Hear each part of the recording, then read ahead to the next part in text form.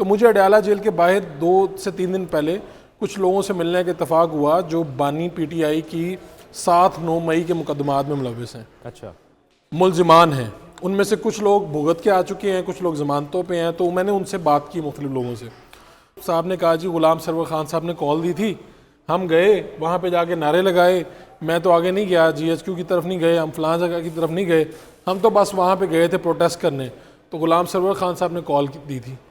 جو پارلیمنٹ میں لوگ ہیں یا پارلیمنٹ کے باہر لوگ ہیں وہ سب ڈائریکشنز تو جو ہے قیدی نمبر 804 سے لیتے ہیں،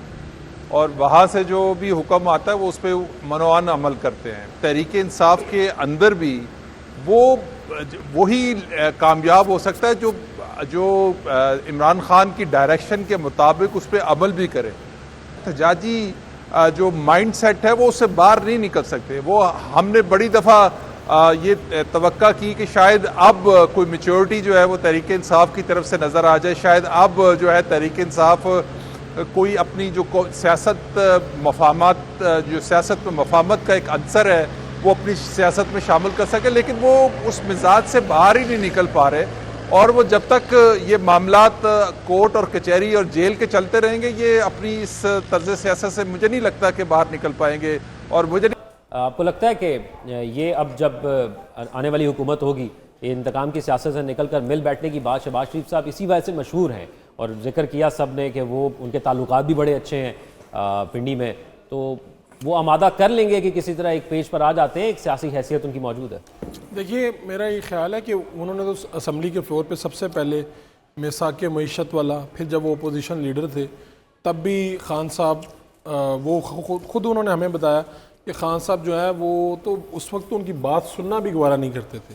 تو ان کی طرف سے تو کوشش یہ کی گئی ہے اور انہیں مزید بھی کرنی چاہیے۔ وزیر اعظم بن گئے ہیں، پورے پاکستان کے وزیر اعظم ہیں، تو انہیں بالکل کوشش کرنی چاہیے۔ اور میرا یہ خیال ہے جس طرح کے حالات ہیں،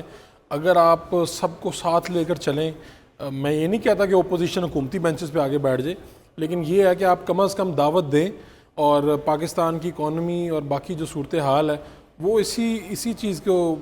مانگ رہی ہے کہ آپ سب اکٹھے ہوں، کم از کم کچھ ایشوز پہ تو ہم اکٹھے ہو جائیں کہ پاکستان کی اکانومی ہم نے بہتر کرنی ہے، پاکستان کے اندر ایسا احتجاج نہیں کرنا جس کی وجہ سے پاکستان کا پہیہ خدا نخواستہ رک جائے، ایسے احتجاج نہیں کرنے جس سے معیشت کو نقصان پہنچے، کاروبار کو نقصان پہنچے، تاجر کو نقصان پہنچے۔ کہیں نہ کہیں آ کے تو ہمیں کسی ماڈل پہ اتفاق کرنا ہے، وہ آپ آج کر لیں، زبردستی کر لیں۔ اور ایک بات اور، یہ جو آپ نے کہا نا انہوں نے کہا ایندھن بنتے ہیں، تو مجھے اڈیالہ جیل کے باہر 2 سے 3 دن پہلے کچھ لوگوں سے ملنے کا اتفاق ہوا جو بانی پی ٹی آئی کی 7-9 مئی کے مقدمات میں ملوث ہیں، اچھا، ملزمان ہیں۔ ان میں سے کچھ لوگ بھگت کے آ چکے ہیں، کچھ لوگ ضمانتوں پہ ہیں۔ تو میں نے ان سے بات کی مختلف لوگوں سے،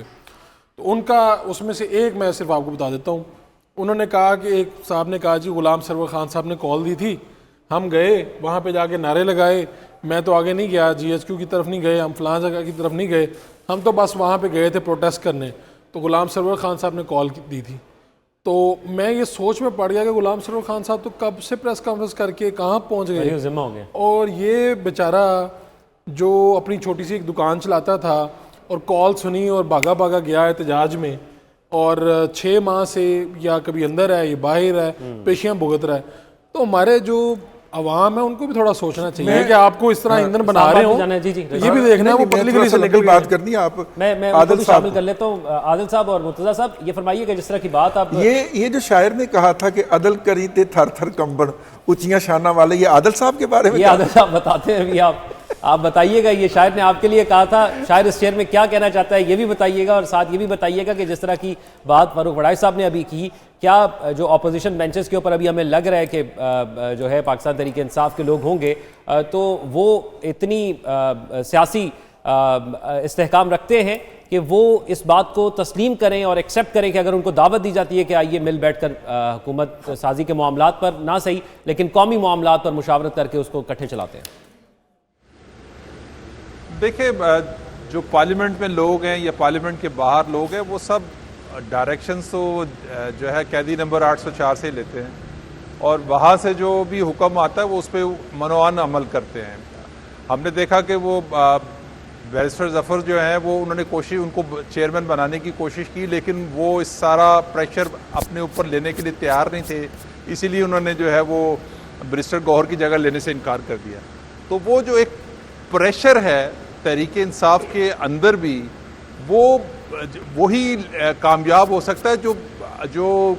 इमरान खान की डायरेक्शन के मुताबिक उस पर अमल भी करे। तो चूँकि उनका बिहेवियर ही तर्ज सियासत ही इसी तरह से है, चाहे वो अपोजिशन में हो चाहे हुकूमत में हो, वो उनका एहतजाजी जो माइंड सेट है वो उससे बाहर नहीं निकल सकते। वो हमने बड़ी दफ़ा ये तवक्का की कि शायद अब कोई मैच्योरिटी जो है वो तहरीक इंसाफ की तरफ से नज़र आ जाए, शायद अब जो है तहरीक इंसाफ कोई अपनी जो सियासत मफाहमत, जो सियासत में मफाहमत का एक अंसर है वो अपनी सियासत में शामिल कर सके, लेकिन वो उस मिजाज से बाहर ही नहीं निकल पा रहे। और वो जब तक ये मामलात कोर्ट और कचहरी और जेल के चलते रहेंगे, ये अपनी इस तर्ज सियासत से मुझे नहीं लगता कि बाहर निकल पाएंगे। और मुझे नहीं लगता कि वो हुकूमत को जो है वो कोई आसान रास्ता दे दें या उनके साथ मिलने के चलने की कोई ऐसी बात करें, क्योंकि अभी तो उनका एक ही जो नज़रिया है कि उनके साथ धांधली हुई है, उनका मैंडेट चोरी किया गया, और वो इसी चीज़ को लेके जो है वो कंटिन्यू करेंगे अपनी सियासत को। और हमें पार्लियामेंट के अंदर भी और बाहर भी हमें रोज़ के अंदर और बाहर दोनों जगह